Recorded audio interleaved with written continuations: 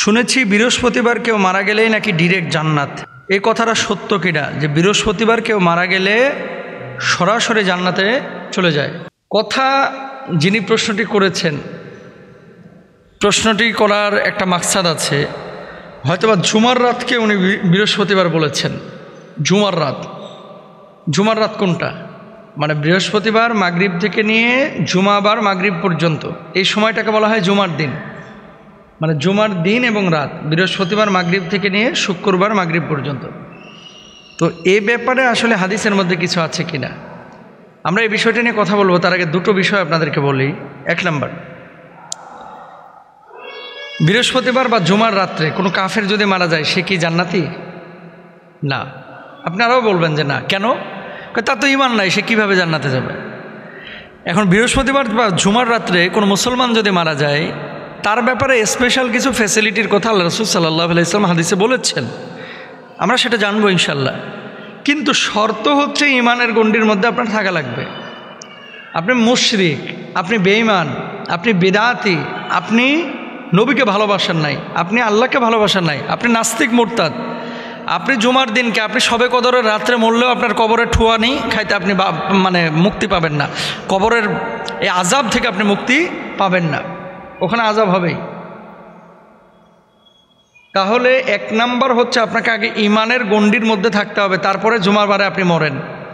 ঈমানের, আর বৃহস্পতিবার মরার কথা বলা হয়নি, বৃহস্পতিবার না, মূলত জুমার দিনের কথা। কি আছে হাদিসের মধ্যে? হাদিসের মধ্যে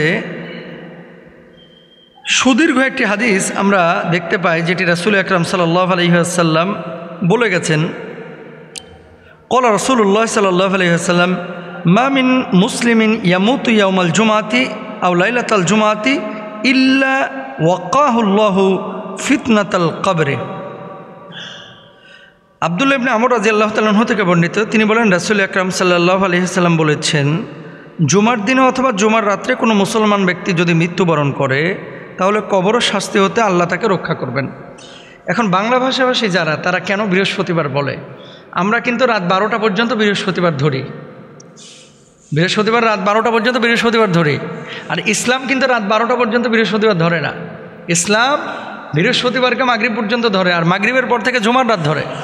তো কেউ যদি জুমার দিনে অথবা রাতে মারা যায় তাহলে কবরের ফিতনা থেকে তাই সে মুক্তি পাবে। শর্ত আছে। শর্ত কি? ঈমানের গণ্ডির মধ্যে থাকা লাগবে। নামাজ পড়েন না, রোজা করেন না, হজ করেন না, জাকাত দেন না, আল্লাহকে মানেন না, নবীকে মানেন না, সুন্নাহ মানেন না, মানুষের কল্যাণে কাজ করেন না, ফুট করে মারা গেছেন জুমার দিন, আর চিন্তা করতেছে আজকে তো আমি হাসতে হাসতে জান্নাতে যাবো রে, জুমার দিন মরে গেছি। কাফের বেঈমানেরা তো জুমার দিনে মারা যায়। তো এই জিনিসগুলো যখন আপনি ঈমানের গণ্ডির মধ্যে থাকবেন তখন আপনি এই ফ্যাসিলিটিগুলো পাবেন। এটা আছে। আরেকটা বিষয় দেখবেন যে এই ধরনের কোনো ঘটনা যখন ঘটে যায় তখন কিছু মানুষ স্যাটিসফ্যাকশনে ভোগে, একটা আত্মতৃপ্তির ভাব কাজ করে। আমার আব্বা জুমার দিন মারা গেছে, সুন্দর মৃত্যু হয়েছে। ভালো ধারণা রাখা উচিত, তবে কনফার্মেশন দেওয়া যাবে না। এটা কারো বাবার ক্ষমতা নাই যে আমার বাপ শুক্রবারে মারা গিয়েছে এই জন্য সে জান্নাতে চলে গেছে। কবরের ফিতনা থেকে সে বেঁচে থাকবে, এটা নবীজি বলেছেন। কিন্তু কারা? যারা আমল নিয়ে কবরে গিয়েছে তারা।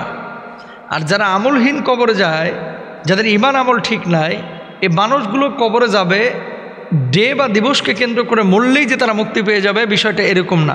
আম্মা জান আয়েশা সিদ্দিকা রাদিয়াল্লাহু তাআলা আনহা আল্লাহ নবীর পাশে বসে বলছেন, ইয়া রাসূলুল্লাহ, আমি আপনার কে? তুমি আমার স্ত্রী, আমাকে ভালোবাসেন? হ্যাঁ বাসি। কেমন ভালোবাসেন? অনেক ভালোবাসি। আমি কি কিয়ামতে কোনো ফ্যাসিলিটি পাবো না? কোন ফ্যাসিলিটির কথা বলছো? সবাই বিনা হিসাবে, মানে সব নবী আম্বিয়া আলাইহিমুস সালাতু ওয়াস সালাম জান্নাতে যাবে, আমি নবীর স্ত্রী হিসাবে জান্নাতে যাইতে পারবো না? আপনার স্ত্রী হিসাবে, শেষ নবীর স্ত্রী হিসেবে উম্মাহাতুল মুমিনিনদের অন্তর্ভুক্ত আমি সেহেতু আমি কোনো ফ্যাসিলিটি পাবো না? নবীজি জবাব দিলেন, আয়েশা, তুমি যদি আমল নিয়ে কবরে যাও, আমার ফাতেমা যদি আমল নিয়ে কবরে যায়, এই নবী আয়েশাকে চিনবে, ফাতেমাকে চিনবে। আমলহীন যদি কবরে ঢোকে, নবী আয়েশাকেও চিনবে না, ফাতেমাকেও চিনবে না। কত বড় কথা!